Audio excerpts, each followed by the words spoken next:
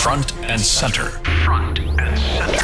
A focus on important and significant developments affecting the lives of Filipinos, not only in the Philippines, but also those living and working around the world. Join us in Front and Center. Here on Radyo Pilipinas World Service.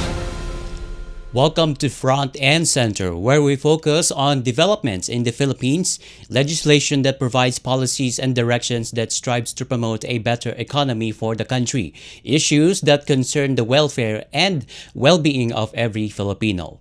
All of these and more will be Front and Center. And you can watch this program live on our Facebook page, Radyo Pilipinas World Service, and you can catch up this program later in the evening through our YouTube channel, and you can hear this program live on our audio streaming at Evox PBS receiver app.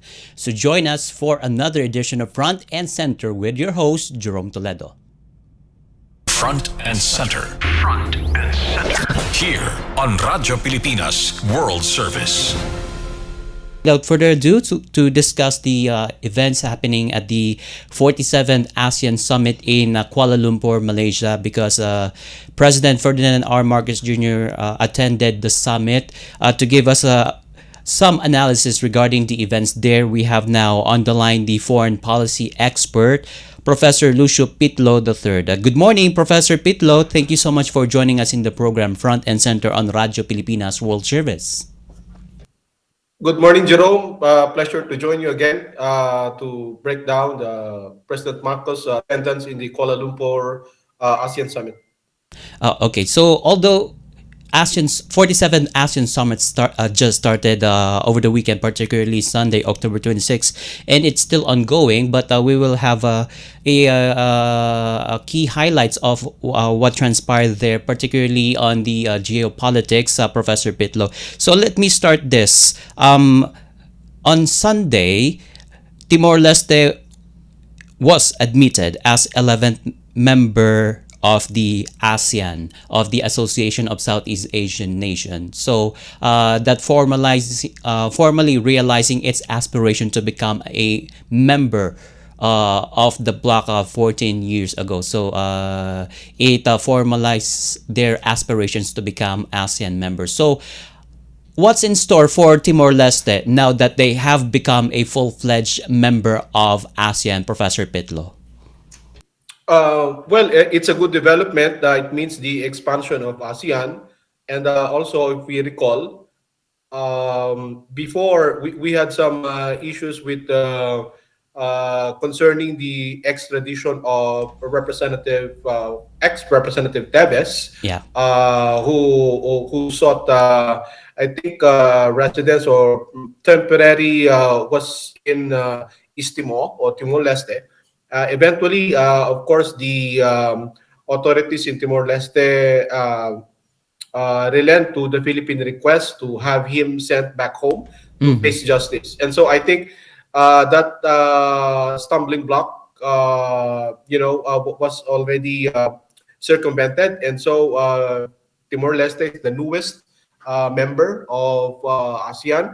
That means next year, Timor-Leste will be formally attending ASEAN events in Manila as the Philippines host. That means that there will be more, of course, more heads, more delegations, and at the same time, more issues that has to be tackled because, of course, the interests, agenda of a new country like Timor-Leste will also have to be factored in these as the Philippines host the rotating chairmanship of ASEAN next year. Okay, so how could this membership of Timor-Leste into the bloc will benefit ASEAN, including the Philippines as a member of the said regional bloc? Well, more countries would, in theory, if you have more members, then that means that the weight of the group is also enhanced. And so the collective bargaining capacity of ASEAN would be added, would be increased now with the addition of Timor-Leste. On Timor-Leste side, of course, the ability to leverage its ASEAN membership as it navigates complex and increasingly uncertain geopolitical but also economic landscape, is also very important for Dili, for the new country. And so I think both sides will benefit from the inclusion of Timor-Leste into ASEAN. Okay, so meaning to say the Timor-Leste will become more open for international diplomatic in the international diplomatic field, and as well as they will be their country will be open for business. Professor Pitlo. Agree.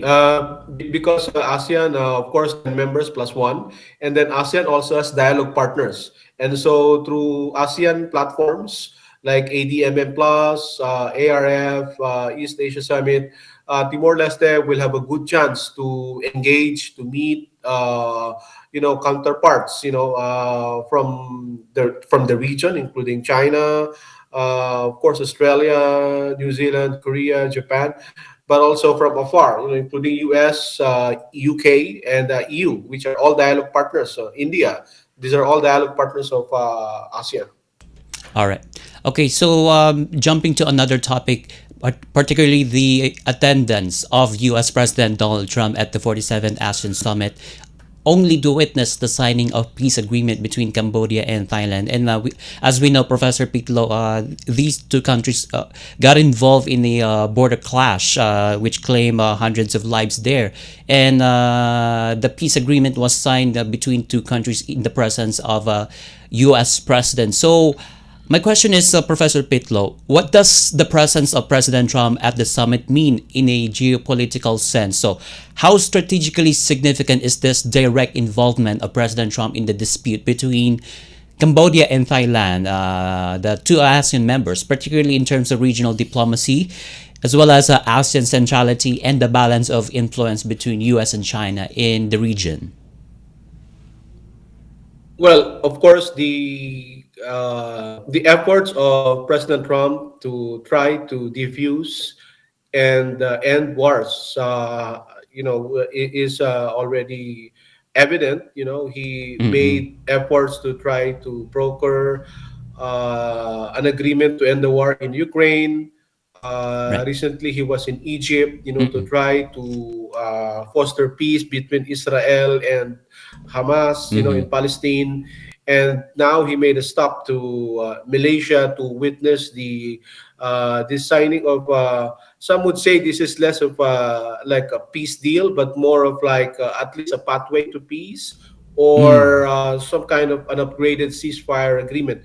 But at any rate, we see the efforts of President Trump, the U.S., to insert itself, play the role of a broker, a mediator to de-escalate, prevent further hostilities, which is, in my view, should be welcome.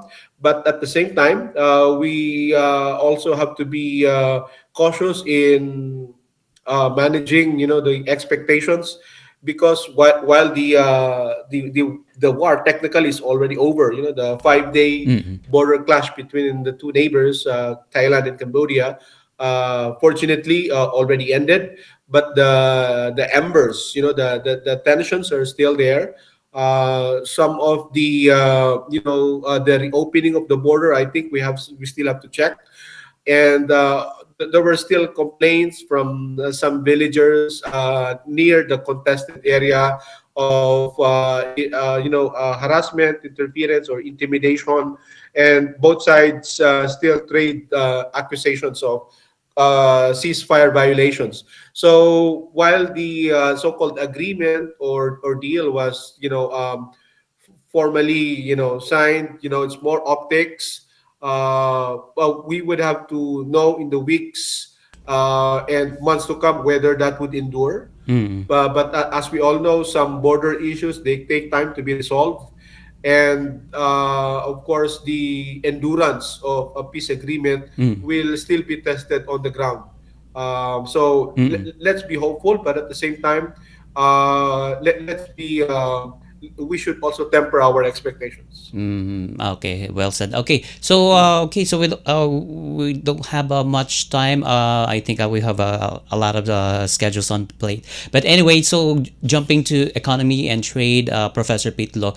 So in a foreign affairs pre-departure briefing last Friday, October 24th, DFA spokesperson Angelica Escalona said that President Ferdinand R. Marcos Jr.'s agenda at the 47th ASEAN Summit in Malaysia is only focused on economy and trade, specifically on signing free trade agreements and some other economic and trade discussions that favors the Philippines' economic interests. So, how do you assess the feasibility of leveraging the upcoming upgrade to the ASEAN-China Free Trade Area 3.0 and the amended ASEAN Trade in Goods and Agreement toward achieving tangible benefits for Philippine businesses, particularly the medium, small, and micro enterprises?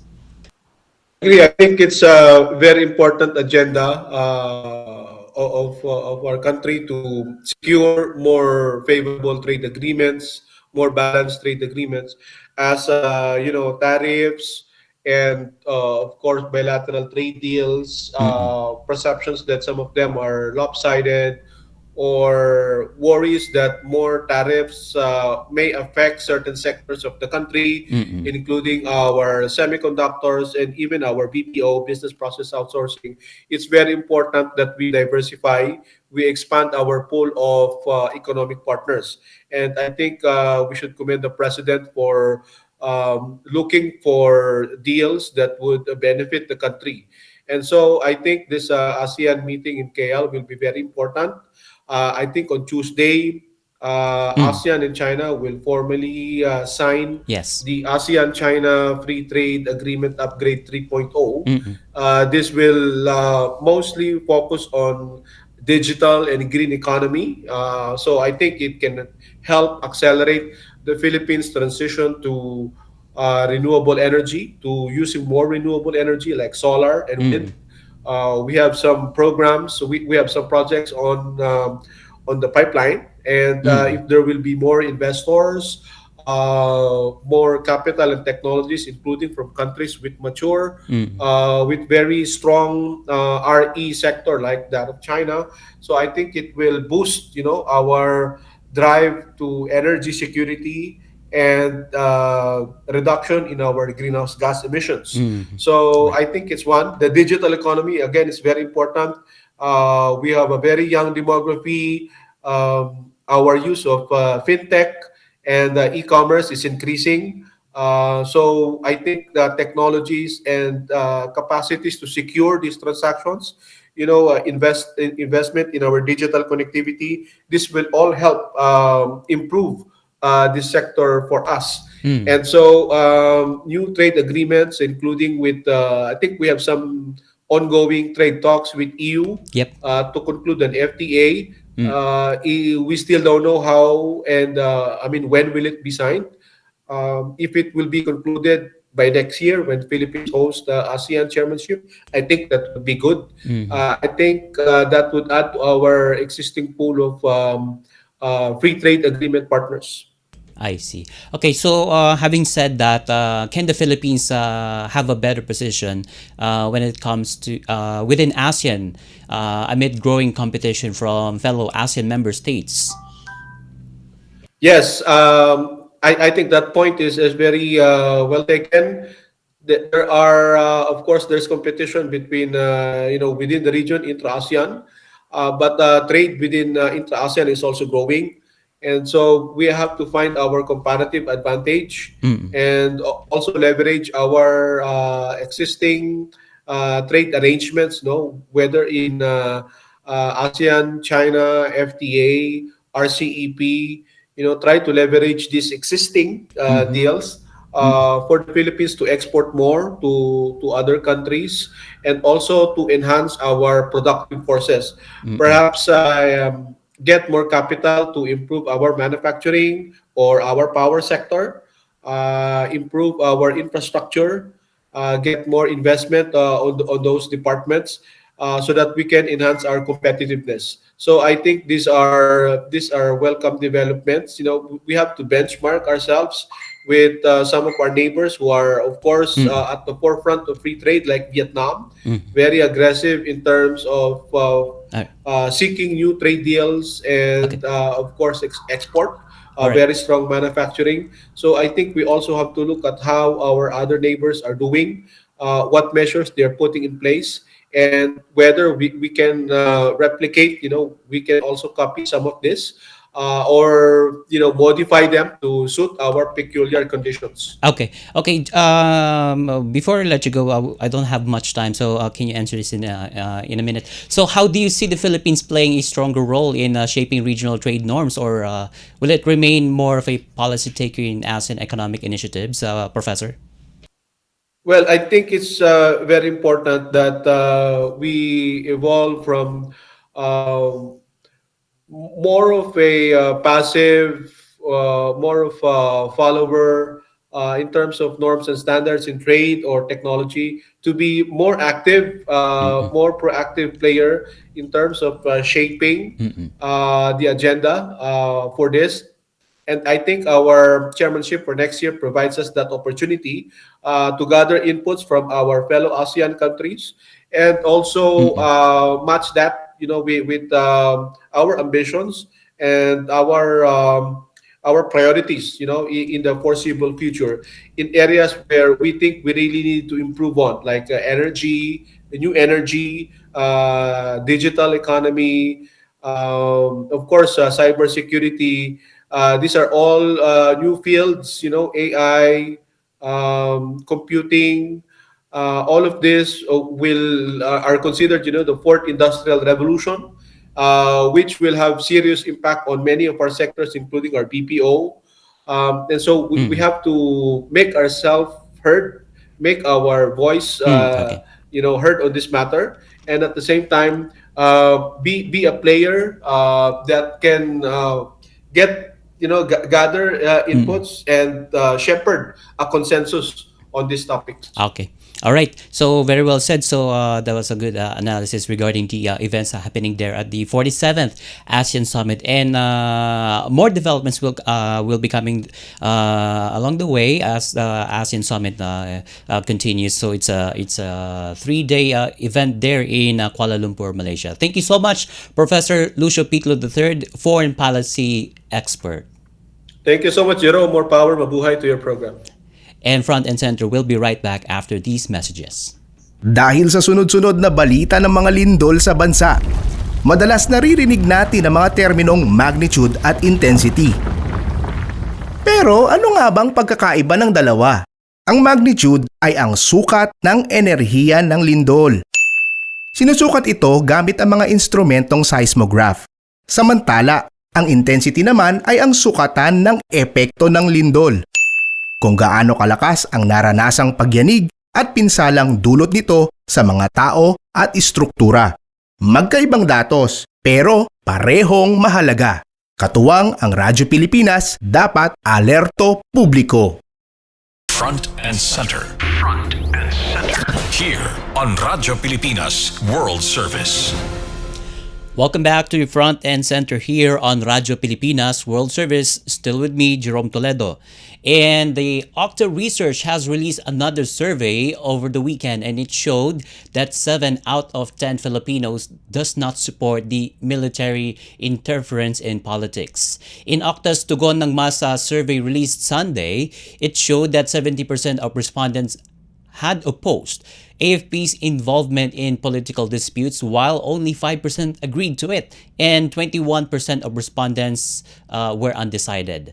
Majority of survey respondents were from Mindanao and National Capital Region, which is 79% and 78% respectively. Meanwhile, the survey revealed that 80% of Filipinos still prefer democracy, showing strong public support for civilian rule and constitutional governance. And earlier, Octa's third quarter survey conducted from September 25 to 30 revealed that 73% of adult Filipinos trust the AFP, while 73% are satisfied with its performance, translating to a net trust rating of plus 66 and a net satisfaction rating of 68%. So what does this mean, and how is Armed Forces of the Philippines receiving this result? So to give us to give us the thoughts about this, so we have now on the line the spokesperson of the Armed Forces of the Philippines, Colonel Francel Margaret Padilla. Good morning, Colonel Padilla.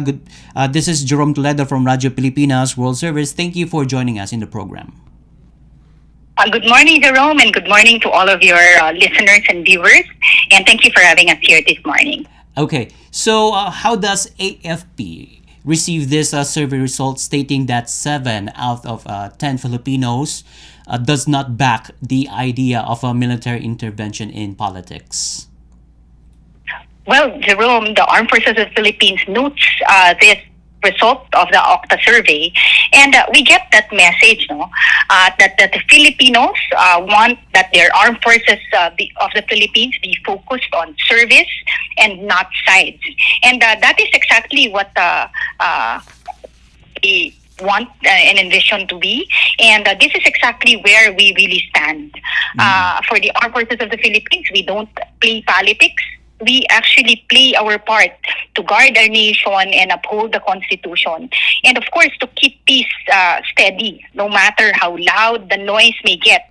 And because of this, our strength isn't in taking the sides in either of this, all of these opinionated things that are going, but in standing firm for all of this. Okay. Meanwhile, there is so many information circulating that there were some military officers are plotting a coup or conceptualizing it. So, for the record, is this true, Colonel Padilla? Well, the real issue here, Jerome, is misinformation, disinformation, malinformation. All of this, are considered as fake news. There's a lot of this proliferating in social media as of this time, and it is actually trying, to get us Filipinos to be divided and take different sides in different situations. So our call from the Armed Forces of the Philippines is for our kababayans, our fellow Filipinos, to be more discerning in what they see and what they hear. And of course, if they have questions in terms of our pronouncements, of our stand for the Armed Forces of the Philippines, we remain to guard our nation's sovereignty, and all of our pronouncements, all of our stand in all of this can be seen in our formal and official channels, and this can be verified accordingly by our kababayans in terms of trying to discern between what is the actual stand of the Armed Forces of the Philippines. And that's the way the Armed Forces is countering these attempts, as you mentioned, discerning of what they see online, of what information is circulating on social media, Colonel Padilla. Yes, of course, the Armed Forces of the Philippines, we are very well aware that all of this are proliferating and going on, and we are doing everything in our power to be able to reach our kababayans and tell them the real score and the real deal and the truth behind all of this. With the transparency initiative that we have in the whole of government in this, our greatest weapon in all of this fake news that is proliferating is the truth. All right, and that's the truth. Okay, so what is the Armed Forces assurance to the public that it will remain apolitical and committed to democratic processes? Yes, for the Armed Forces of the Philippines, Jerome, we are like the foundation of a post of a house. We are silent but strong, and we give balance and support. So we do not need to take part in any of this noise. Our job is to make sure that the house, our republic, stands firm. So while the debates are happening outside, we continue doing whatever we do best. We protect our borders, we help in disasters, and we ensure public safety. Oh, okay. So, as mentioned earlier, Colonel Padilla, so AFP got the highest trust. So that's I think that 73% of Filipinos trust AFP. So, how can we sustain this level of trust and satisfaction? Well, we are very happy with this result, Jerome. And this is actually the fuel that drives us to perform our mandate to the fullest. So we will make sure that this trust that our kababayans has given to the Armed Forces of the Philippines will not be put into to waste. No, so the Armed Forces of the Philippines will continue to perform our mandate accordingly to protect the people and to secure the state. I see. Okay. So for the last question, so what is your message to certain groups that plans to further destabilize the country by plotting or even conceptualizing a plot against the government, Colonel Padilla? Well, the Armed Forces of the Philippines will remain resolute, and to perform our mandate accordingly. We will not be distracted by any of this noise. For the fake news and the disinformation, which is actually the real issue here, for our kababayans, please let's always verify before believing anything. As our Chief of Staff has often said, the AFP is a professional institution. We are guided by law, not by emotion or pressure. So if you hear something questionable, ask who said it and why. Because the military here is not the enemy. We are your partners in nation building and, of course, peacekeeping in general. Partners of nation building. So that's right of what Colonel Padilla has said. So with that, thank you so much, Colonel Francel Padilla, the spokesperson of the Armed Forces of the Philippines, for joining us in the program. Thank you, Jerome, and mabuhay po ang inyong programa. And with that, we now conclude this edition of Front and Center here on Radyo Pilipinas World Service, together with our technical team, headed by Miss Susan Aizon, Hiro Lucero, and Justin Osias, and some interns from the Technological Institute of the Philippines. This is your host, Jerome Toledo. Until next time, mabuhay.